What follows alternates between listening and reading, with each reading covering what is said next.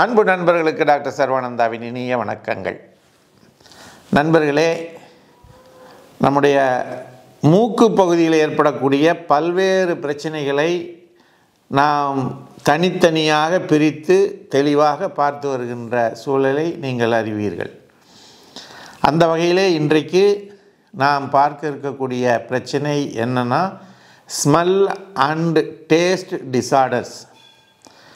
அதாவது நுகரும் தன்மையும் சுவைக்கும் தன்மையிலும் ஏற்படக்கூடிய பிரச்சனைகள்.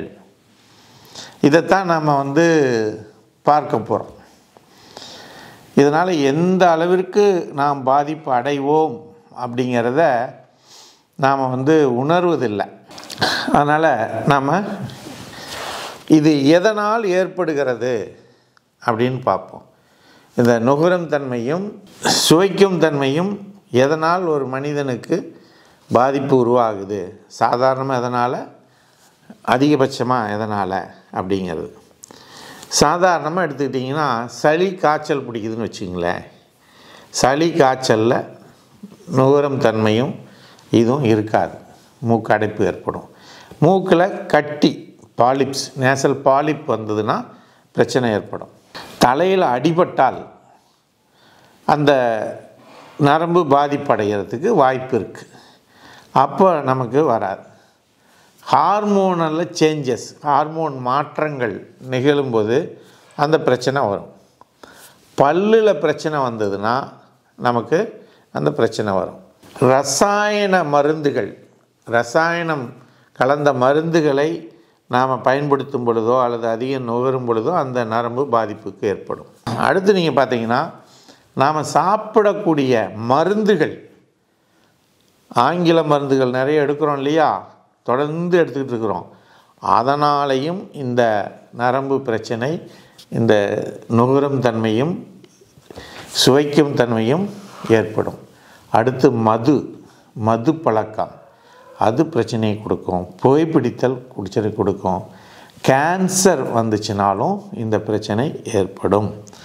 இத்தனை பிரச்சனைகள் நம்ம உடம்பில் காரணங்களாக அமைகின்றது. புரியுதுங்களா? சரி, இதனால் என்ன தான் பாதிப்பு? என்ன சார், நமக்கு என்னன்னு தெரியாமல் இருக்க போகுது, டேஸ்ட்டு தெரியாமல் இருக்க போகுது, அவ்வளோதானே அப்படின்னா இல்லை. இது உங்களுடைய உயிருக்கே பாதுகாப்பு இல்லாத நிலை ஏற்படும்.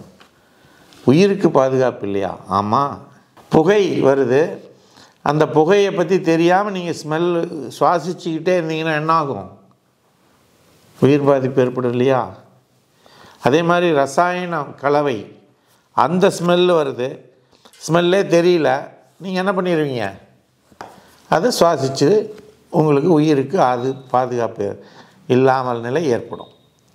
அதே மாதிரி உங்களுக்கு தலை சுத்தல் ஏற்படும், பைத்தியம் பிடிச்சிரும், ட்ரெமரிங், நடுக்குவாதம் ஏற்படும்.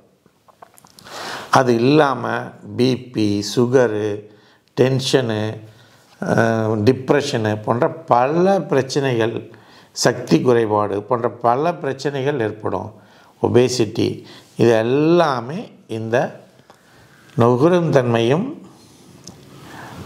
சுவைக்கும் தன்மையும் இல்லாமல் ஒரு மனிதனுக்கு ஆச்சுன்னா இது போன்ற மிக சிக்கலான பிரச்சனைகள் ஏற்படுவதற்கு வாய்ப்புகள் இருக்குது. அதனால் நாம் இது மாதிரி இப்போ கொரோனாவில் என்ன பிரச்சனை வந்ததுங்க?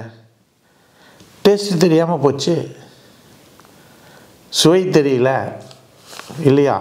அப்போ ஒரு வைரஸ் கிருமி பாதிப்படைஞ்சாலும் இதனால் ஒரு டேஞ்சரான விஷயம்.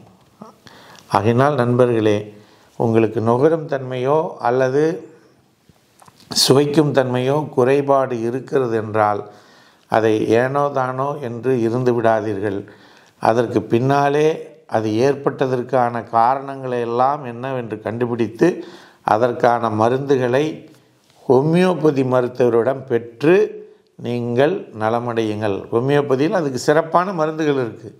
100% உங்களுக்கு அதை சரி பண்ணி கொடுக்கக்கூடிய மருந்துகள் இருக்கிறது என்பதனை கூறி, வாய்ப்பளித்த சர்வம் மற்றும் யோகம் யூடியூப் சேனலுக்கு நன்றி கூறி விடைபெறுகிறோம். நன்றி, வணக்கம்.